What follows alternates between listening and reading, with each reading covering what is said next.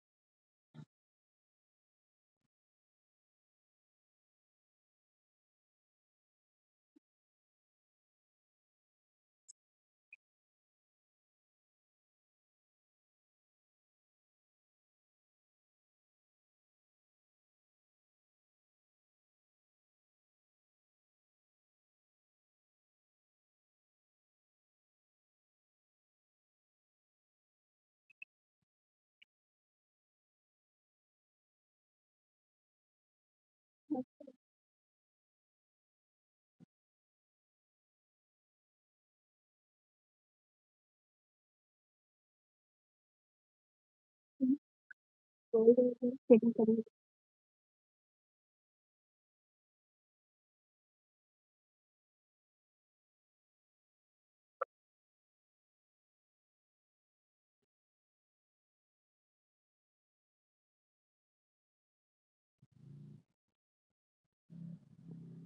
அனைவருக்கும் வணக்கம்.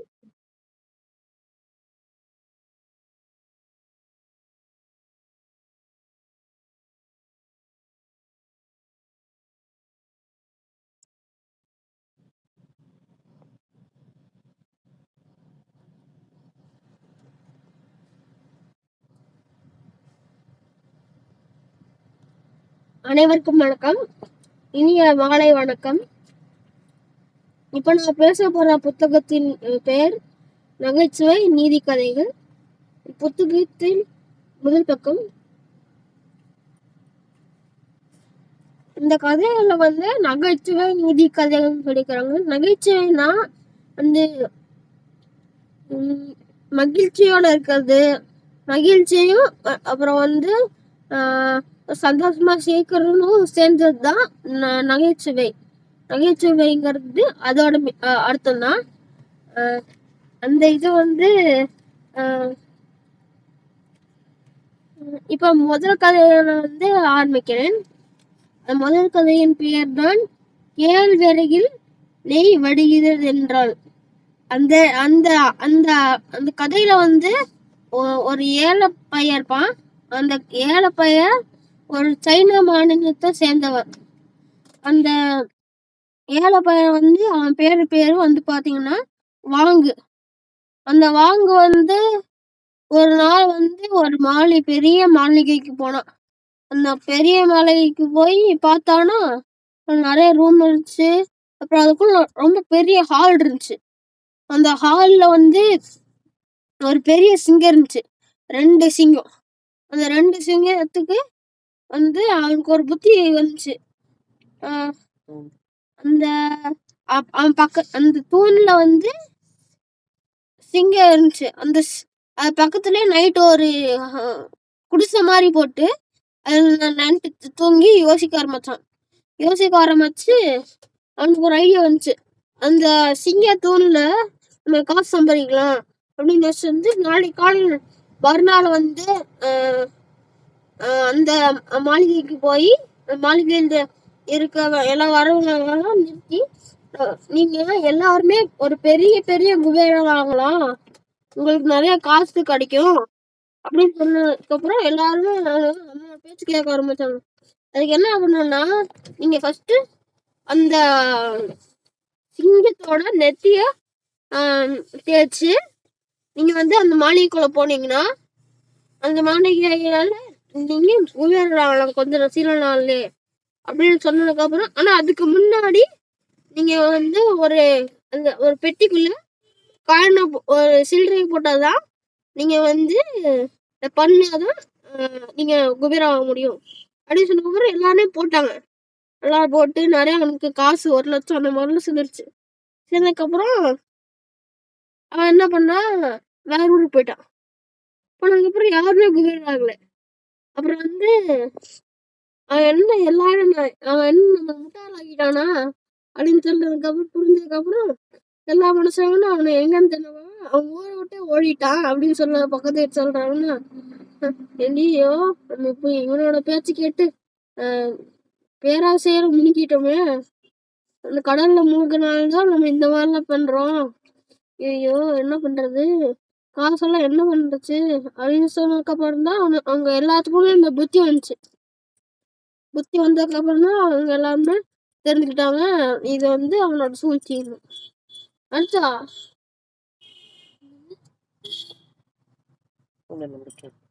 அதோட கதையோட இது வந்து பொருள் வந்து மூட நம்பிக்கையில இருக்கவங்கலாம், மூட நம்பிக்கை வந்து மனிதனோட விரோதி. அந்த விரோதி தான் வந்து பாத்தீங்கன்னா அந்த எல்லா மனுஷங்களையும் வந்து பாத்தீங்கன்னா அழிச்சிருச்சு. அதோட மூளைக்குள்ள போய் எல்லாருமே அழிச்சிருச்சு. அடுத்த கதை வந்து சீன சிறுவன். ஒரு சிறுவன் இருந்தா, அவன் வந்து பிரிட்டிஷ் சோல்ஜருக்கு டெய்லியும் காலையில போய் டீ கொடுத்துட்டு வருவான். அதே மாதிரி நிறைய நாள் போட்டு பிஸ்கெட்டு ரொட்டி அதெல்லாம் அந்த சீன சிறுவன் மேல வந்து சோல்ஜர்லாம் போடுவாங்க. போட்டு அவனை வந்து ரொம்ப இது பண்ணுவாங்க, அசிங்கம் பண்ணுவாங்க. இவன் பாத்தியா, இவன் வந்து மூஞ்சி எப்படி பாரு கன்றாவே இருக்கு அப்படின்னு சொல்லுவாங்க. அவன் மூஞ்சியில காலில் அப்படின்னு அடிச்சு அவன் பிஸ்கெட்டு ரொட்டி எல்லாம் போடுவாங்க. வாழை போட்டு ரொம்ப நாள் கழிச்சு இல்லை நம்ம இவ்வளோ நாள் பண்ணிட்டே இருக்கிறோம், அவனுக்கு என்ன ஒரு சொரணே இல்லையா, என்ன இப்படி இருக்கான், என்ன என்ன இது இவ்வளோ நாள் நமக்கும் டயர்ட் ஆகிட்டே இருக்குது அப்படின்னு சொன்னதுக்கு அப்புறம் தான் வந்து சரி நம்ம சாரி கேட்டலாம் அவன்கிட்ட, இப்பெல்லாம் பண்ணக்கூடாது அப்படின்னு சொல்லிட்டுதான் வந்து அவன் சாரி கேட்க போறாங்க சொல்லிடலாம். சாரி கேட்டதுக்கு அப்புறம் அவனும் சாரி சொல்றான். எதுக்குன்னு கேட்டீங்கன்னா இதுல ட்விஸ்ட் இருக்கு. அந்த அவன் டெய்லி கொடுக்குறான்ல, ஏன் தம்பி நீ சாரி சொல்ற அப்படின்னு கேட்டதுக்கு அப்புறம் அவன் சொல்றான், நானு டெய்லியும் உங்களுக்கு டீ கொடுக்குறேன்ல, டிச்சு தண்ணி தான் கலந்து கொடுக்குறேன், அதனாலதான் வந்து நான் சாரி கேட்கறேன், நான் மன்னிச்சிருங்க அப்படின்னு சொன்னதுக்கு அப்புறம் தான் எல்லாத்துக்குமே புத்தி வந்துச்சு. ஐயே அப்படின்னு வந்துச்சு. அதனாலதான் இப்படி ஆயிடுச்சு. அதனால இந்த பொருள் என்ன, நம்ம ஒரு மனிதனுக்கு நல்லது செஞ்சா அது நல்லதே நடக்கும். இதுதான் இதனாலதான் அவங்க பிரிட்டிஷ் சோல்ஜர்லாம் வேக்குன்னு சொன்னாங்க.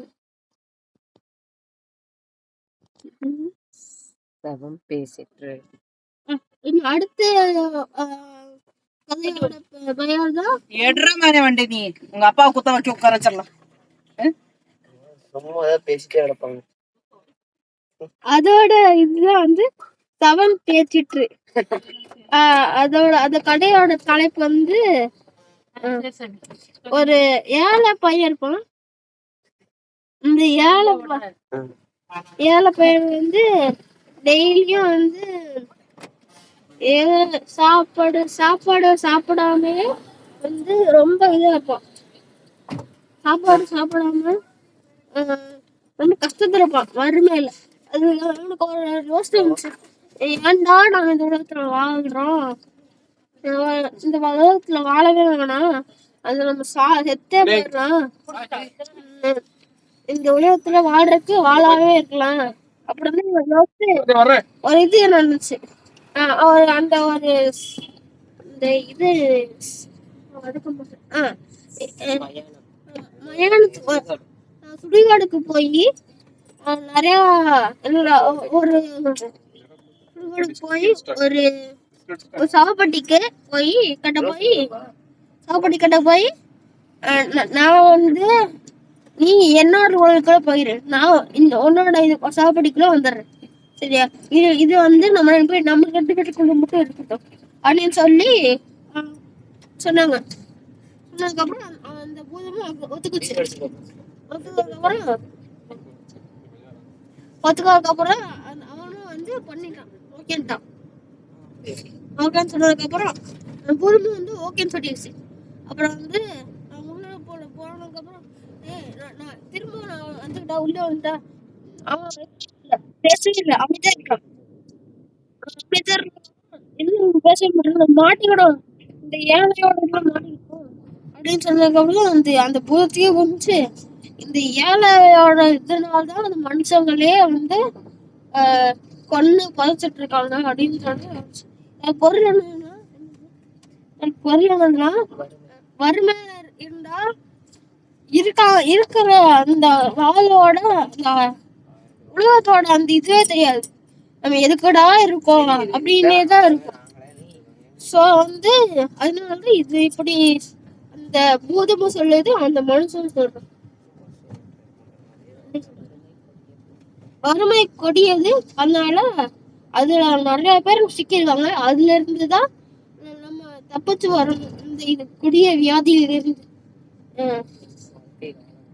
நல்ல வாழ்க்கையை வாங்கணும்னா வறுமையில இருந்து முன்னேறணும்.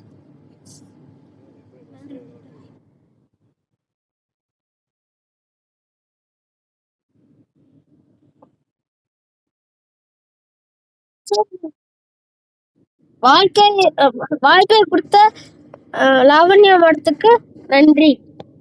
எல்லாருக்கும் நன்றி, வணக்கம்.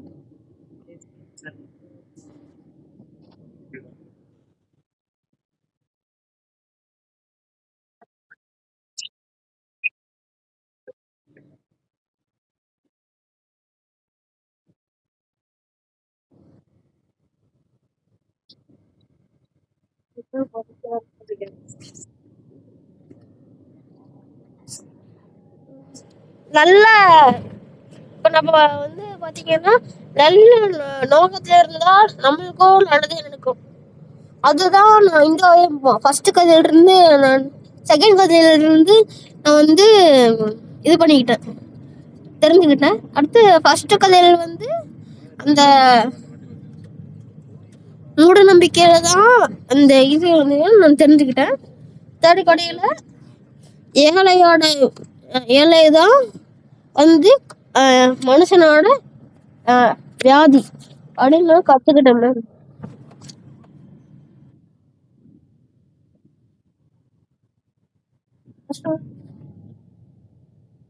ஈஸியா தான்.